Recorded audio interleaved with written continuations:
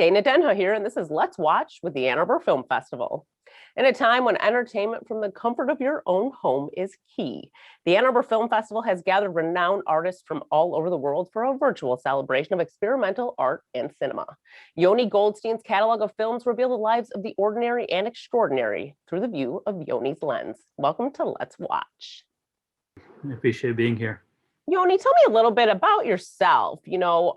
Your background, where you went to school and stuff, and what led you to filmmaking and being a documentary filmmaker. My background is really in fine arts. I was born in Israel, and I came here with my family, early in my life, and we kind of moved to different parts of the country, but sort of settled in like Metro Detroit, and I ended up going to University of Michigan in Ann Arbor in like 2000, 2004. So, like that was sort of like the start of, like the Bush era and like the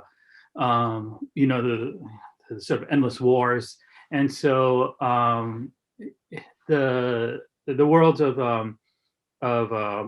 like radical politics and activism in Ann Arbor, and also like my like abiding interest in like image making, and first like as a photographer and then as a cinematographer, and then after like I graduated, I started like collaborating with folks on editing their films, shooting their films, and then there was also a couple films that I shot as well and directed that ended up at the Ann Arbor Film Festival. One of them won an award there, and it was about these sort of contested spaces in Ann Arbor, and these like questions of gentrification and like making like we were calling them sort of like pirate utopias, spaces where like different artistic practices, different ways of being were actualized, but then were sort of like destroyed as these different sort of like gentrification forces moved in. Since then, I moved to Chicago eventually. I opened a production company. I've been working in both like narrative fiction, experimental films, and documentaries. And the film that we're premiering in Ann Arbor is, like really sort of like a combination of like different modes of filmmaking. So it's a documentary, it's science fiction. There's like elements of like there's a musical element in it. There's there's like deep fake, there's 3D LiDAR animations. So it's really sort of like a combination of like multiple ways of making film, multiple ways of seeing the world.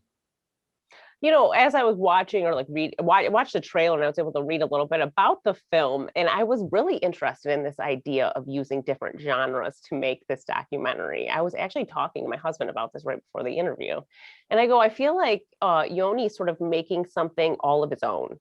You're like taking from all these genres to create this documentary genre, but it very much feels like you're watching a film.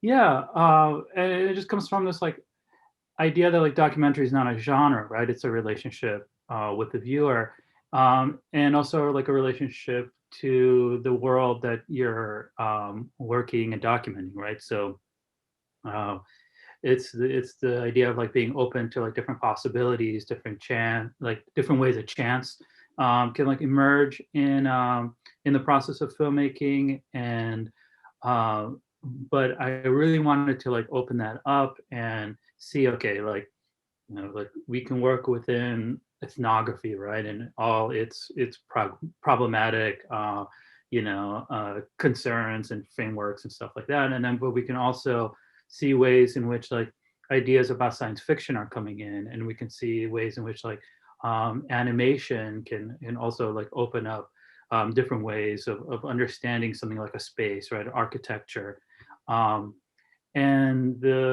like the film for me is really like a way of like exploring all those modes. and seeing sort of like how far we can go with documentary, right? I mean, I think like I would say the film is not like it's not one of these like hybrid films, right? Like we don't like there's not like uh we don't have like people pretending to be something that they're not. Um but there is sort of like, it kind of gets close to the edge of fiction, right? And maybe like I would say maybe like 90% of it is true, and then like the last 10% feels true. So this is like something I was thinking about, especially because you mentioned that you are an immigrant. And I feel like a lot of times when I was looking at your sort of catalog of work, you are traveling around the world and and looking at different places around the world and finding your stories. Do you think that's because you were an immigrant and came, to the United States later? Yeah, absolutely. There's an outsider perspective embedded in this whole way of making work, right? Both my parents are refugees. Both my parents speak separate languages, and from each other and from me and my brother. And then we have a common language, and then which is Hebrew, and my parents speak Russian and Romanian separately, as well as other languages. And then, like I speak English to the English speaking world. So the, um, the sort of process of translation and understanding, and code switching and interpretation is something that has always been part of my experience. And so and also like understanding sort of like issues of like the diaspora, right? And sort of like the dangers embedded in outsiderness, otherness. So that's yeah, that is in my framework for sure. I find it interesting when people immigrate or immigrants come to Michigan, because the same thing happened with my family too, and I never really got like a straight answer of why Michigan.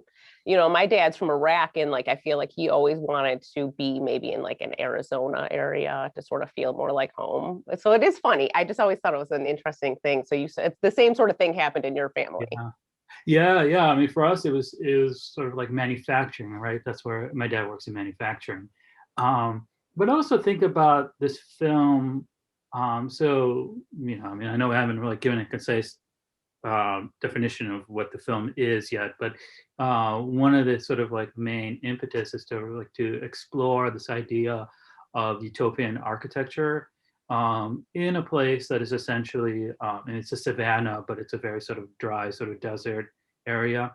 Um, and it's about a city that was built um, like in the 60s in like 1,000 days, right? So it kind of like it has no history, and so it has to create a history for itself, and that history is contested and full of myths and full of like mystical ideas and prophecies and things like that, right? um, and I grew up in Israel in a town called Netanya, that was also essentially like built at the same time, right? And has like some of the same sort of like modernist utopian ideas about what a city should be, and also like the idea that like a city is not really just a place that we live in, but it's also a place that sort of shapes the lives of the people who are there and kind of like engages in like these different modes of like social control as well. Um, but the idea that a place can replace its history like never truly works out, and in fact has like um sometimes like horrifying consequences that were never intended to be part of like that original design. I remember like going back, this was maybe like a decade ago or even more, but and trying to find the house where I grew up, and it's a modernist structure that was identical to every other modernist structure there, and I just couldn't place it. I couldn't figure out like where I was from, and part of that is that like that sort of negation of like history is also like a negation of like of subjective memory. And I found that really weird. And I think it's not explicitly in this film that we're showing, but it's also like, but it also is for me. Yeah, it's sort of your thought process that gets you there. Yeah. Well, why don't we watch the trailer for A Machine to Live In, one of the features in competition at the 59th Ann Arbor Film Festival.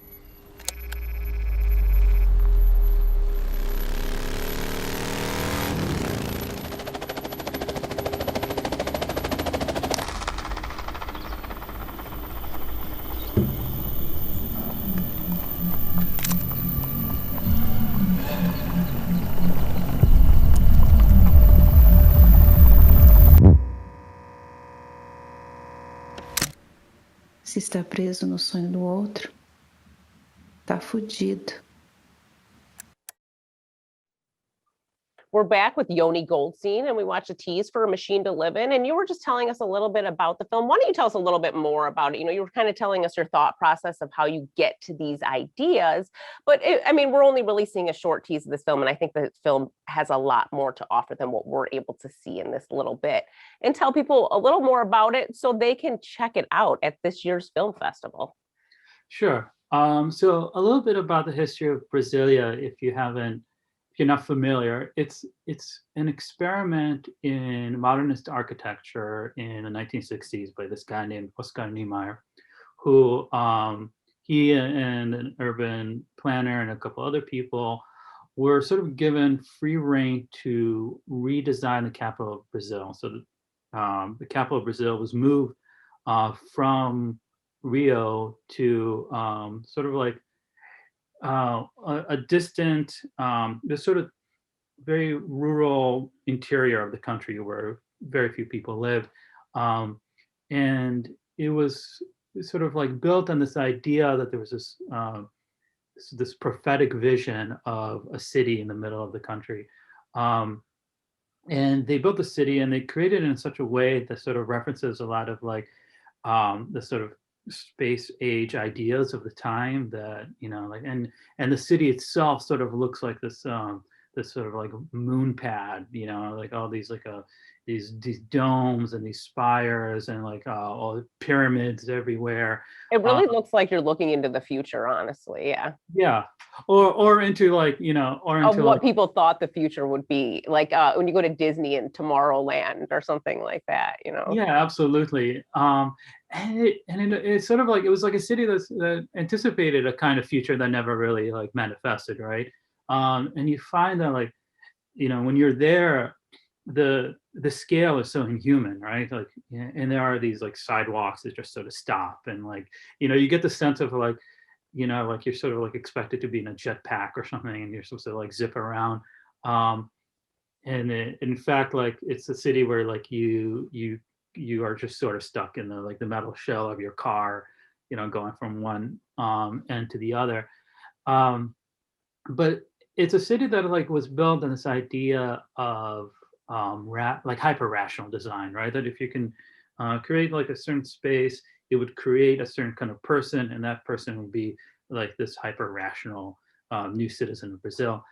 And like almost instantly, like it became something else, right? Like it attracted all these like sort of like millennial cults into the area. It quickly became one of the densest concentration of like UFO cults and new religions in the world.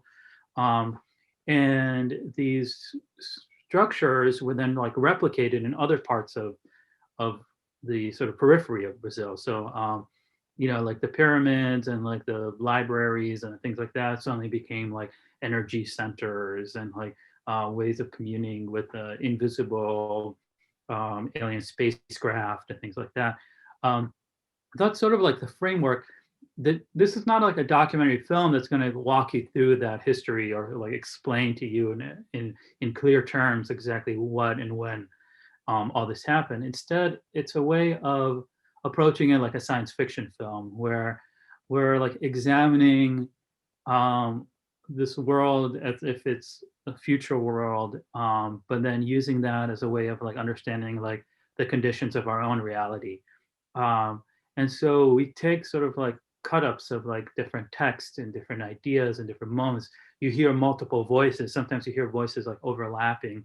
Um, and you hear languages overlapping as well. So one of the things that we discovered as we were there was that like there was a very vibrant Esperanto community in Brasilia.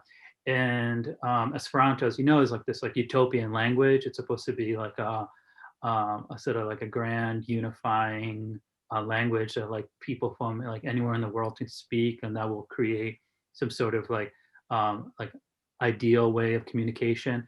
And then it was absorbed into Brazilian Spiritism. So they like there's this idea that like in the astral city of in other dimensions or in the afterlife, like there would be angels who would be speaking in Esperanto as well. And so like, we wanted to combine that with the sort of idea of like what happens in utopian places, right?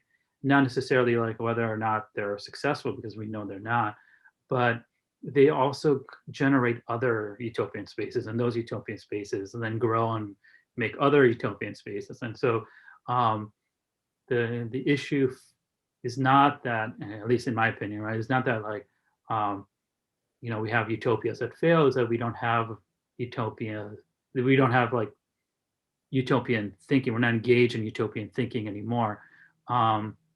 And so that's sort of like the main thrust of the film, and it's really sort of like built around like a sort of like I don't know, without that background knowledge, you can still experience the film as like a so like a psychedelic sort of trance-like film, right? It's very like Very much, yeah. yeah, like audio visual driven. It's very much about like kind of like getting into a certain sort of wavelength, and then just sort of giving you this sort of wash of colors and images. And like I said, there's like we did like 3D scans of the structures and created sort of LiDAR 2001-esque sort of like fly-throughs of these different spaces, reconfiguring them, creating kind of like new possibilities for like I said, like astral cities and things like that that emerge from these sort of like sacred geometries that you find in this like very sort of unique, interesting like urban space.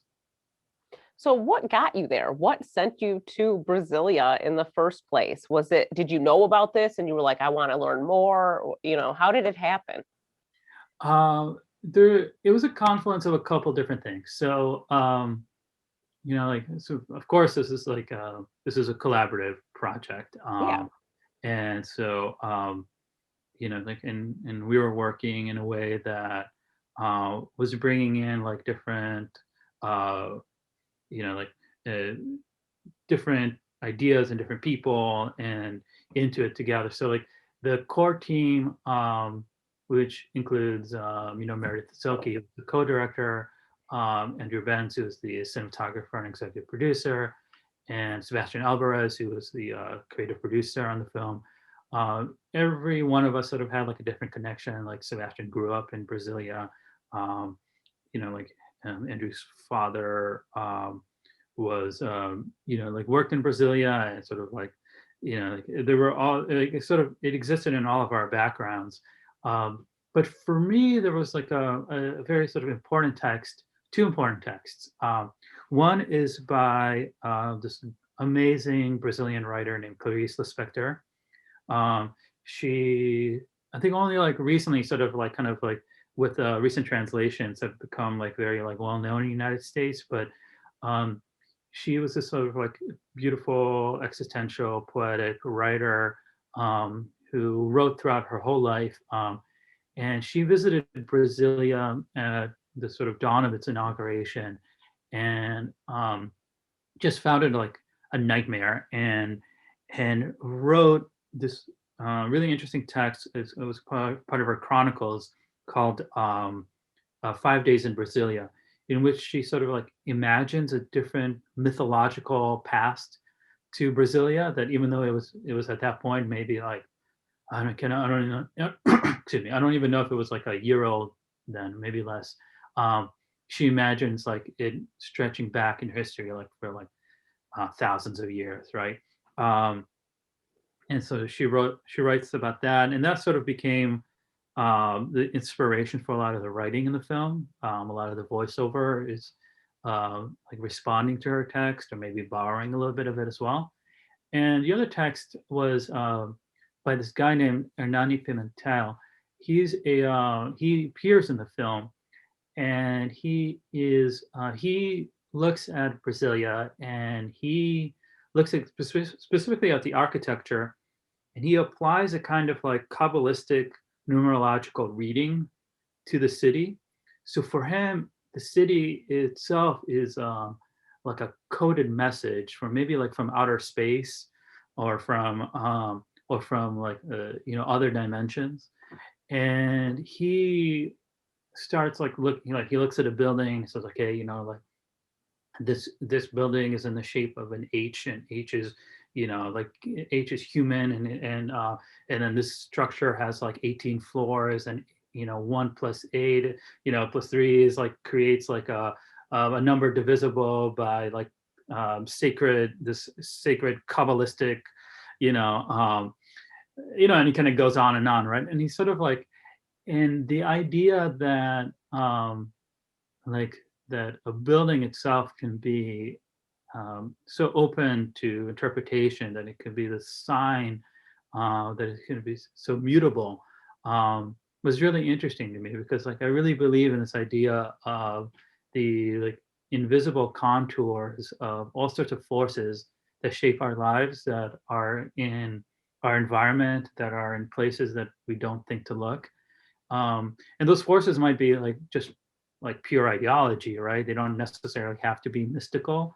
They can be political, they can be economic, but they're all there, and they can put us into a trance. And there's like an extended scene in the film, sort of like 3/4, where we're just watching like kids in Brasilia go into trance, and it's and that trance state, I mean, like it's they're in a rave, they're listening to music, maybe they're on drugs or whatever, but like the desire to be in that headspace is sort of like it's constantly being repeated, like whether it's a desire that can't be fulfilled because you're you're in kind of like this crazy neoliberal world where like you're constantly like at work, and you're like your brain is frantic, or whether you're it's a desire that you are able to meet because you belong to like a UFO cult, and you gather with like hundreds of your compatriots around like an invisible UFO, and you just like like you feel like the energies of that spaceship coming in, right? And it's all about um it's all about like entering into um like a way of being, a mode of being that is really like at odds with the way that we've constructed modern life. I'd like to do one quick pick your brain as a filmmaker sort of thing. When you go into like these shoots, your pre-production work, does it change when you get there? Do you sort of let the story tell itself when you get there? Yeah, absolutely. So I'm a committed documentarian, even if I'm doing, um, these sort of like strange experiments in like multiple genre films, right? Um, and that for me means opening myself up to chance, opening myself up to different um, potentialities that exist in reality as it's documented. And so, you know, I want to say like I go in not without any sort of like prejudice. Of course, I do. Looking back at some of the texts that we wrote, you know, applying for grants and things like that, I see that like the sort of core skeletal structure of the film was there. It was always there, right? Like the concerns were there. But how we're going to get there, you know, like who we would encounter, you know, we we ended up following because we were really interested in how one navigates a city, right? And so we're like, okay, you know, like how do we do that, right? How do we navigate through a city like a machine that is built like a machine, right? And you know, all of a sudden we made friends with a like a leader of a bike gang, this like motorcycle gang that sort of like rips through the city all the time, and there's sort of these sort of like Mad Max style sort of vehicles, and we really like, you know, like we made friends with like the president of this group, and he's like you know, like he does magic and things like that, and then like you know, like it became like a way of telling the story, even if like the methodology wasn't there to begin with. He sort of like provided that. Even the whole science fiction frame, you know, was just like, well, we're looking through the lens and we're seeing the sort of like red Martian Earth everywhere, this billowing dust, these sort of like structures that look like, you know, like some sort of space age, um, you know, whatever, space base or something, right? Like some sort of like, you know, like if a UFO landed, and so it became a science fiction film out of that. Well, you know, we're almost out of time, but you were telling me a pretty good story about your time at U of M and how you would watch films at the Ann Arbor Film Festival. I'd like to hear that story again. Yeah, sure. So yeah, of course, like, you know, being a poor college student, I remember like sneaking into like the Michigan Theater with friends, and you know, like, I mean, we would volunteer as well, so we weren't just stealing It's okay. time, You're but we not going to would get get. in trouble for it now. I know, it's a little late now, but yeah, we would of course like you know, like we would get in there, we'd the sort of like the the collective cinema experience is something that like I miss dearly and I've always loved. And even if I couldn't afford like the ticket to see the film, I would, you know, figure out a way to like enter through the back door and walk into the theater and watch the film sort of like reversed from the other side of the screen. So yeah, I have, you know, like, you know, Yeah, love. you have a long past with the Ann Arbor Film Festival. So why, you know, for someone that's, you know, been there in person, someone that watched virtually last year, someone that's been a filmmaker, why should people check out this year's virtual festival? It's a great festival, and it's a very diverse selection of films. I think like it holds on to its sort of like its vital roots as an experimental film festival, but then it also like is very much like open to new media. It's open to like hybrid forms. Um, it's exciting, you know. Like I think like my whole understanding of film festivals has been shaped by Ann Arbor and what film festivals could be, right? And I've been to, you know, I've been to Cannes, I've been to other festivals in Europe, I've been to a number of like different cinema experiences, and I don't know, like Ann Arbor just feels like home. Well, thank you, Yoni, for being on the show. Thank you so much. Appreciate it.